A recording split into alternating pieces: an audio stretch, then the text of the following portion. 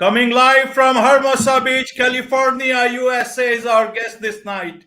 Welcome to this very special edition of the KJ Masterclass Live, the show which ensures that you profit from your time spent here with experts, either through the industry insights, information, or simply learning from them.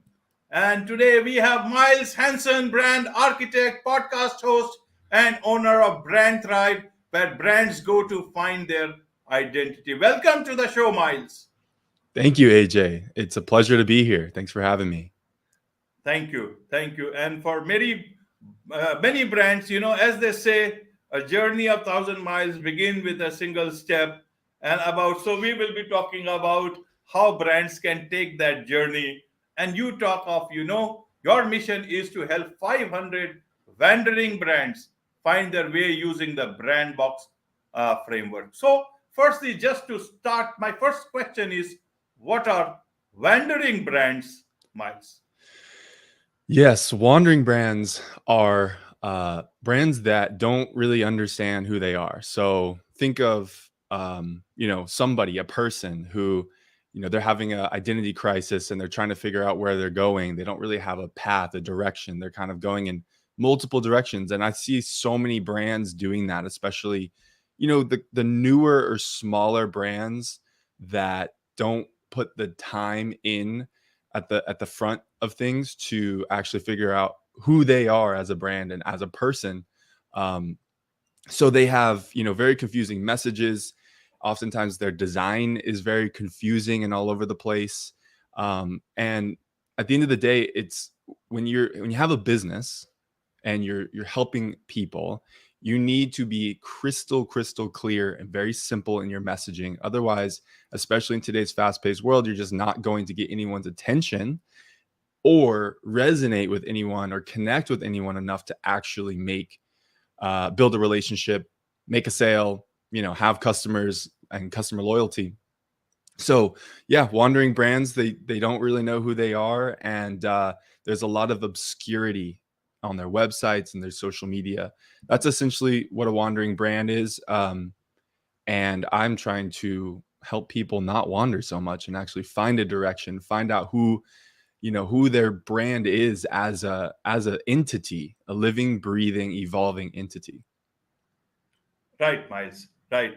They should not wander too much, or otherwise it will be a very difficult journey. So it is better that they take their journey with you, and they should come to you. Tell us a bit about your company called BrandThrive, so that people know exactly, and what exactly is the brand architect that you say you are.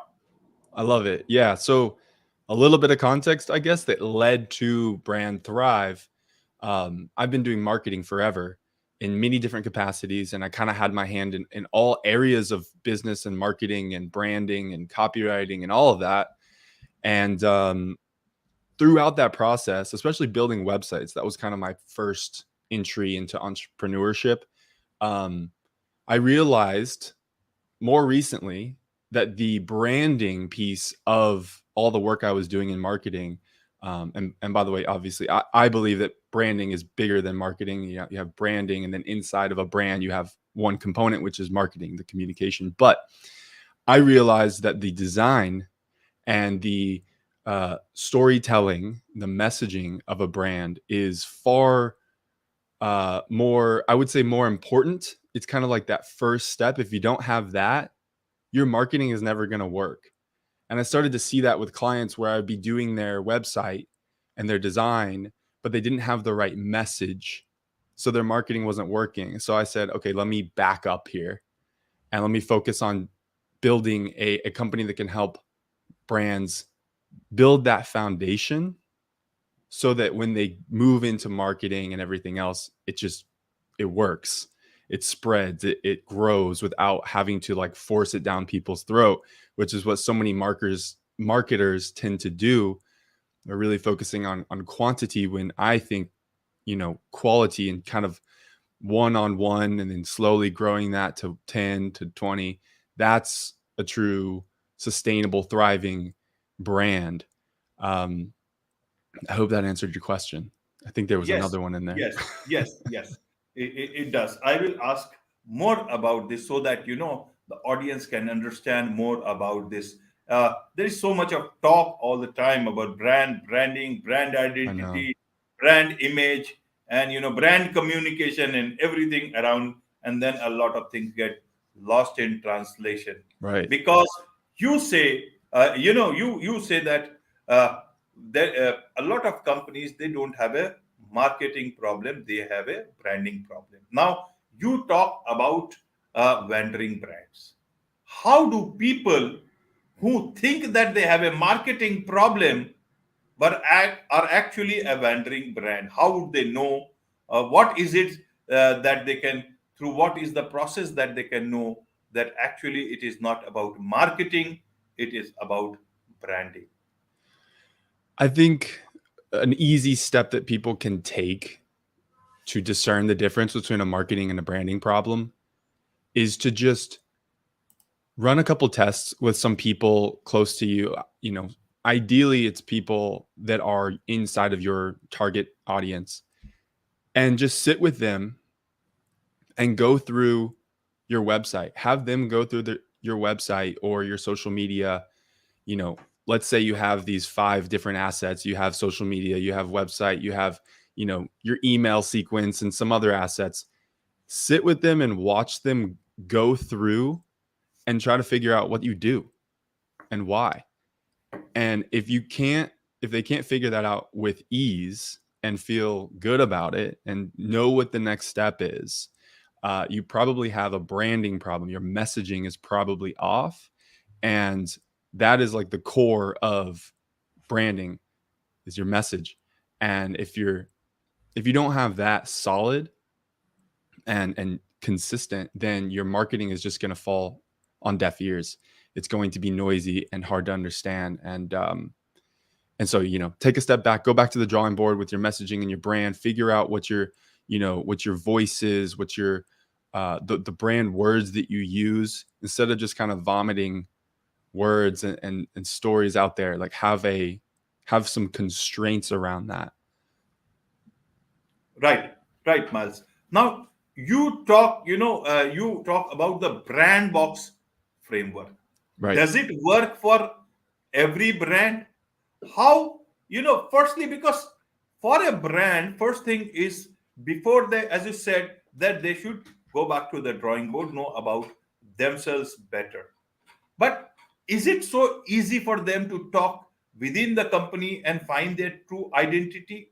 Can they do that, or would they need a person like you? And that is where, where it is about brand identity that we wanted to talk about. That how does a company or a person, an individual, when it's personal branding, an individual know what actually their true brand identity is? How do you help them discover that? How do they discover it for themselves? And then we talk about thriving in that identity. Help us, Yeah. if there is a way, step by step. Is your brand, tell us about your brand box framework, where you talk about story, strategy, and design. Beautiful. Great question. I think that, it's really hard to see the label from inside of the jar. Humans have so many blind spots. So when you're trying to do your messaging and your brand work for your own business company,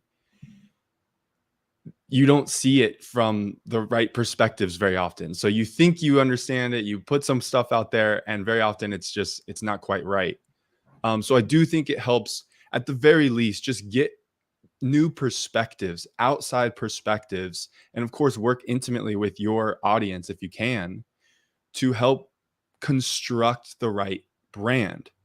And I think one way to know when you have that, when you have found your identity, is when you can no longer remove things. So part of branding, and the part that I love and a big part of copywriting, is just removing everything that doesn't fit or matter. Because at the end of the day, an incomplete message that is really, really simple is better than a complete message that has stuff added into it that's convoluted and bloated. Um, I think that's a big mistake that most people make because, and I've been there. We want to add things. We want to pack things in and make it more valuable and make it more interesting. But really all you're doing is turning people off. Yeah. Did that answer your questions? Yes, yes, Oh, and you you are asked me, answering. you also asked me, sorry, you asked me about BrandBox. I didn't really talk about that. Essentially, Right, right, we go through this process. When I was constructing this offering that I have, the only offering I have is BrandBox, and I wanted something that anyone could go to and get everything you need for your brand, but nothing more. So I try to keep it very simple. We go through three main phases. It's brand story, strategy, and design, and that's it. So think about putting your brand inside of this box, and we have these creative constraints and frameworks that we go through to figure out your very simple messaging. So your slogan, your brand mission, like what are you actually trying to do? Your brand voice, the words that you use, the words that you don't use. That's all within your brand story. And actually thinking about what's that main core story that you want to tell. Like, how did you get here? Why does your brand exist? That type of creative thinking and work, internal branding. And then after that, a simple strategy where you actually have a direction that you can go. What is your brand going to look like in 3 years, 5 years? Where is it going to fit into the marketplace? Why are people going to choose you instead of the next 1,000 versions of you, right? And then finally, design takes all that work we've done and just puts some visuals around it. So design, brand identity, fonts, colors, styles, textures, stuff like that. That's all inside of this brand box, and you come out with this kind of toolkit that you can use to keep you from wandering. It keeps you in the lane for years. That's the goal, is to keep, brands will evolve. There's always room for evolution, but you take too many steps outside of that lane and you're going to start wandering. right, right. And you say that there is some sort of neuroscience behind branding. Help us understand that it's all about the brain and not just about what we generally see and understand, all that about branding. Right. Yeah. I am a brain nerd. I love learning about the brain and how the brain, you know, is a part of so many pieces of our lives, including branding and business and marketing. So branding to me, there's a lot of definitions, like you said, it's very big, but I really think it comes down to branding is having the ability to have a opinion, a perception about an entity. So a business doesn't, why I say you have a business and not a brand is because yes, you're making sales, you're helping people in one way or another, but you don't really have, people don't have an opinion about you. They just want the product and they forget about the entity around that product.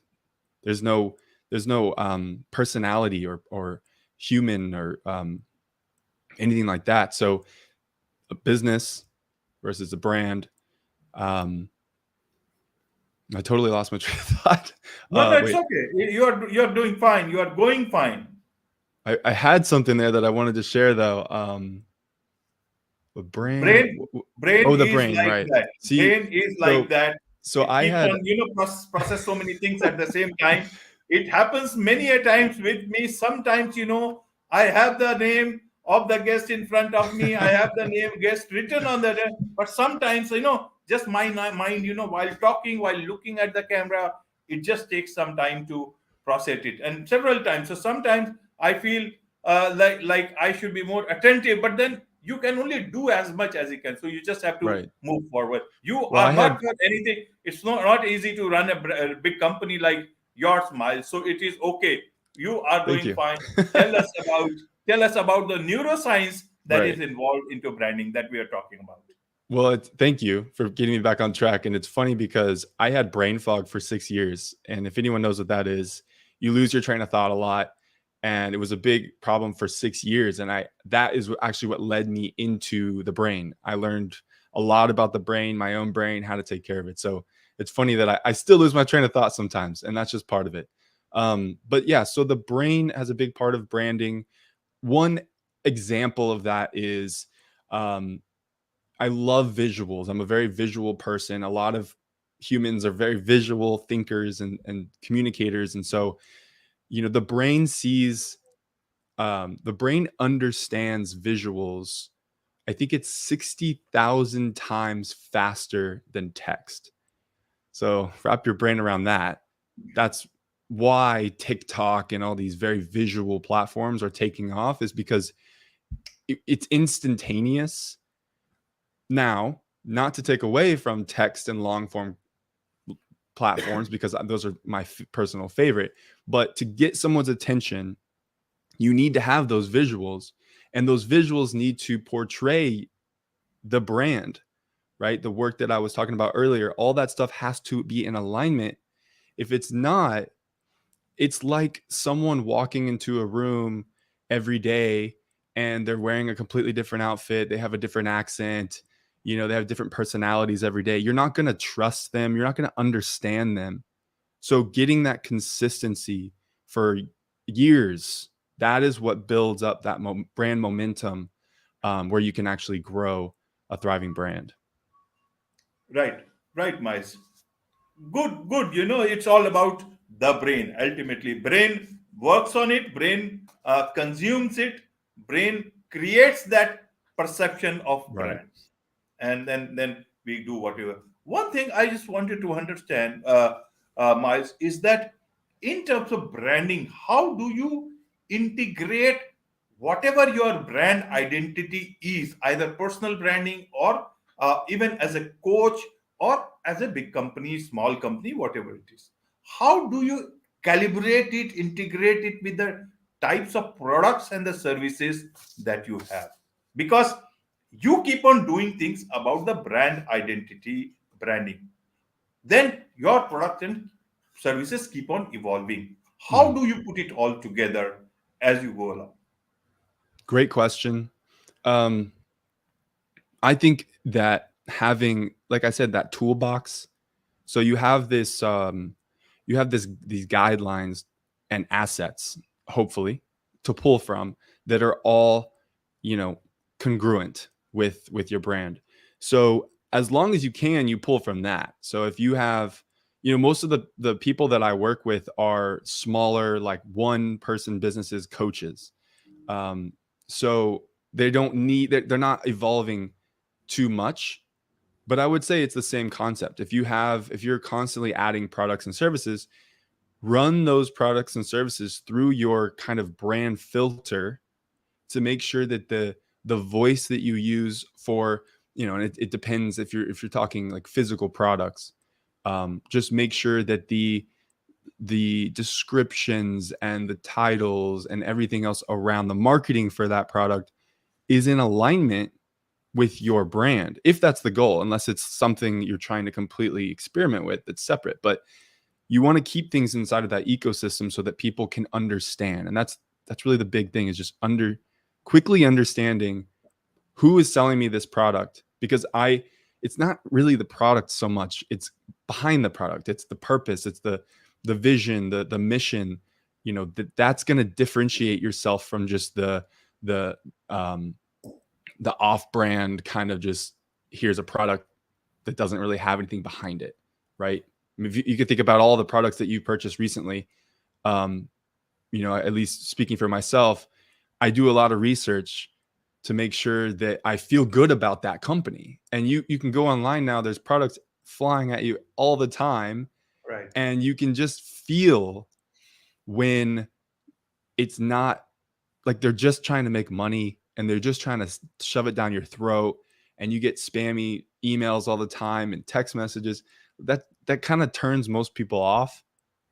And so how can you make sure that your branding moving forward is consistent and doesn't have that, and making sure it's authentic? Right. Making sure that it's authentic. Then there Right. is this thing called, you also have a podcast by that names, The Subtle Art of Not Yelling. So First, the subtle art of not yelling, and then we'll talk about the podcast. So, what is it that this particular art in terms of branding? How do you again put those things together? Because when you have a message, you want to talk about it, you want to shout about it, and tell the world about it. So, how do you do that? Where do you bring that balance?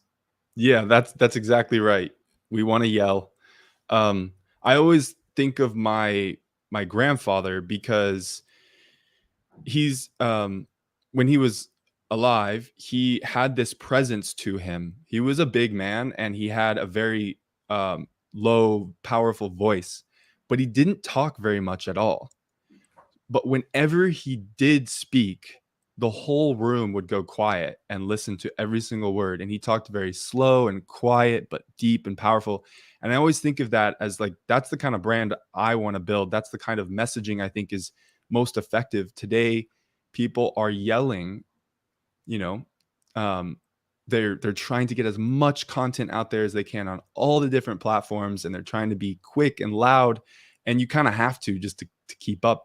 But if you take the opposite approach where you have a very, very crisp, clean, minimal message, in a sense, you're almost whispering. When someone whispers, you almost listen up more.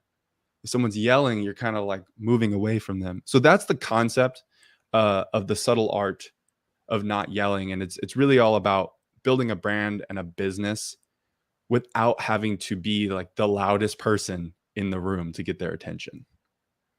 Right, right. Then how do you choose your platform? Because every platform is different. Right. Your messaging, your communication, is it possible to keep that subtlety, what however you have pronounced it, intact in on all those platforms? How do, or do we need to tweak it and make it, because it all depends on the type of people who Right. are there on that platform. Let's say Generation Z, how they on TikTok it will be different, on LinkedIn it will be different. So how should one look at that in terms of platforms and about their brand image and brand identity? Great question. Well, first off, I think that, not every brand's the same. Not every brand should be quiet. I think some brands will benefit from being loud. So we've kind of taken this, we have this niche of a lot of our listeners are more introverted, like myself, where I've tried the really intense hustle, loud strategy. It doesn't work for me. It's not sustainable. So we're not for everyone. That philosophy is not for everyone. I have a good friend he's a UFC or he's a MMA fighter, and he's really intense and loud and in your face, and it works for him. And I tell him double down on that because that's who you are. And I think if you're trying to figure out what platform and you're looking at 4 different platforms and they're all different styles on that platform, I believe one mistake you might make is changing yourself and your brand to fit the platform when you should just be yourself. Because if you're walking into a room, Right. a party, and you're not being yourself, well, that's not sustainable, number one, nor is it going to build authentic relationships. And then if you go to another party and you're someone completely different, right? So that's going to just build distrust and burn you out. I think that's why you do the brand work. You figure out who you are, what your identity is. Then you can go to these parties. You can try this party and this party or platform and Right. just be yourself. And then naturally you'll kind of bring in the right people. And um, that's what's so fun about this is it's not, you don't have to change yourself and force it. I think that you should figure out a way to just be yourself and find that alignment, because that's what's going to sustain at the end of the day. Right, right. And something made up cannot be sustained. But then talking about that, Miles, is that what about bro marketing? You have been there, you have realized things, you know about it, you can move out of it. Right. But that world still exists. A lot of marketing of that sort exists. A lot of brands who believe in such marketing, they are there. So Right. what would you like to tell them when we talk of sustaining the brand image, the nice one, the subtle one, the real one? How do you see Nice. that? Yeah. So bro marketing is this heavy scarcity, high pressure, intense pain point marketing. That's what I kind of got into originally when I first got into entrepreneurship. I was surrounded by all these people that were, you know, internet millionaires and copywriters, and they had this ego, and it was very money focused. And thankfully, it's easier to spot that now, and that's kind of slowly starting to fade, thankfully. And we're getting more honest, authentic, just real brands. I think was your question? What was your question again? Yeah, that in these times, for brands who focus on, less on the authentic part of building their brand slowly, and in the process that is the right one, they are going heavy on pro marketing. Right. How do you look at it, from where you are? And secondly, is there a future? We were talking about that being inauthentic is not sustainable, but those people who are still very much believing in bro marketing, lot of bro marketers are there. Right. What is the trend that you see? Mm. Yes, yeah, like I said, I think that they're finally starting to fade away, but they're always going to be there. And there is a subtle line. So like scarcity isn't inherently bad.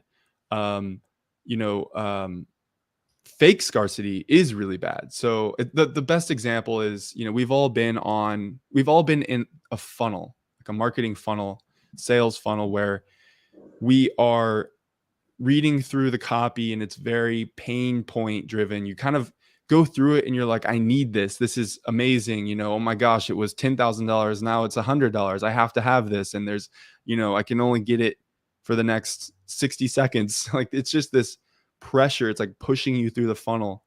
And once you go through it, you feel like maybe you make a purchase and then they try to upsell you, downsell you. And then in the other side, you feel kind of empty, like you feel like manipulated. And very often, there isn't the best product attached to that either. Does it have a correlation between those two things? But luckily there is like capitalism. It's going to kind of correct itself. If you're doing that, you're going to eventually be sniffed out, and you're just not going to make sales. Eventually people are going to catch on to what you're doing, and you'll eventually fade. So that's why, my co-host Bill and I talk about this a lot, like become the tortoise from The Tortoise and the Hare, fable, the slow, methodical, long-term thinking approach to a brand versus like trying to just quickly squeeze people through a funnel and make a bunch of money. Maybe you'll make some money, but you won't be around in 2, 3, 5, 10 years, where the tortoise will be at the finish line looking around for the hare, if that makes sense. Right. Yes, yes, indeed. It does make a lot of sense. And for those people who actually want to learn the real thing, you have talked a lot of sense. You have talked good things about branding and things which are real and authentic. And more they can certainly learn from your podcast, which you are a co-host of. So tell us some more. How do real guys connect with you if they want to take your services, your company services, and also those people who want to learn more about branding and all, which you talk with in your podcast, the subtle art of not yelling. Yeah, thank you. My website's probably the best place, brandthrive.co. You can find the podcast from there. We also have a awesome community that came out of the podcast called The Box, and it's for creating um, creative constraints around your work. So if you have a bunch of things on your plate, a bunch of creative work that you want to finish, Bill and I have this philosophy that you need to put it inside of a box. Your creative energy will run wild.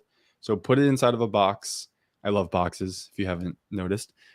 And that will allow you to actually finish something and bring it to the finish line.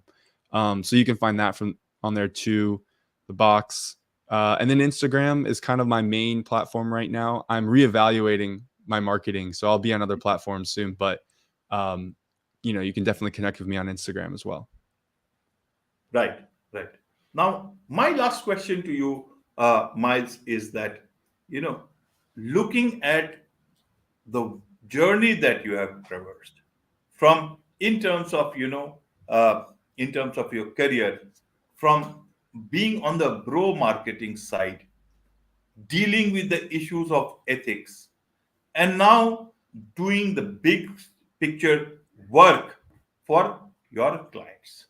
How do you, what would you like to? Not everybody becomes a bro marketer out of choice. Sometimes that's the only thing that is in front of you. And many a times when you are young, you get taken in by the words, by those big picture that many paint. What is your advice to, to a lot of people who are, and this happens globally when they are getting into this sort of stuff? What would you tell them in terms of the practical part of it, that is there a future for such a thing, that the world is changing?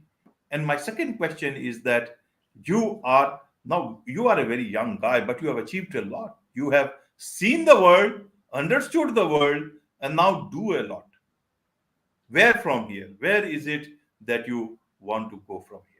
Two questions. Got it.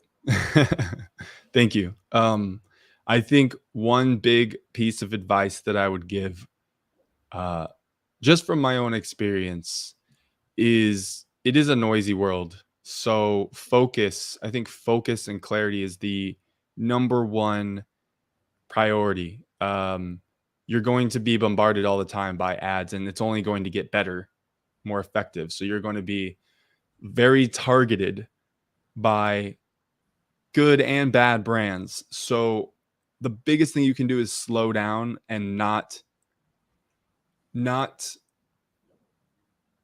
uh get distracted or go through, shiny object syndrome was a big thing for me for a while. So you see all these different people trying to making these big promises, and I think always err on the side of you already know, you already have the answers. So if you sit, I'm a big fan of meditation. If you sit with something that you want to create or a direction your business needs to go or whatever problem you think you're facing, just sit with that and you'll probably be able to come up with the answer versus paying for a course or a program or hiring when they're just probably going to give you this kind of convoluted, bloated solution that you didn't actually need. And I've been through that enough times, which is why we started that podcast, because my co-host and I, we had been through programs that kind of pressure you and make big promises, and then you don't actually learn anything new. So if that makes sense, that's probably one piece of advice, is just avoid a lot of the stuff out there. It's all just a money grab, and you have the answers. I would also say have a coach. That's, I mean, I have kind of multiple coaches right now. Some I pay a little bit, some I don't, because they're just kind of more friends. If you can, that is the most valuable thing I've ever found is a good coach, because I have so many blind spots. We all do, and they'll just help you see the forest through the trees and make the right decisions for the long term. And then as far as what's next for me, really, really focusing on building BrandThrive and really perfecting the product itself and the process, which is really important to me. Because I do want to help 500. I put a number on it just to kind of create that box for myself. 500 brands, keep them from wandering. Continue to spread this message, and that's pretty much it. The podcast, the box, and BrandThrive are really my bread and butter right now, and I'm just going to really focus on those. Wonderful. On this note, it's a wrap on this very special edition of the KJ Masterclass Live. Thank you so much indeed. Thanks, AJ.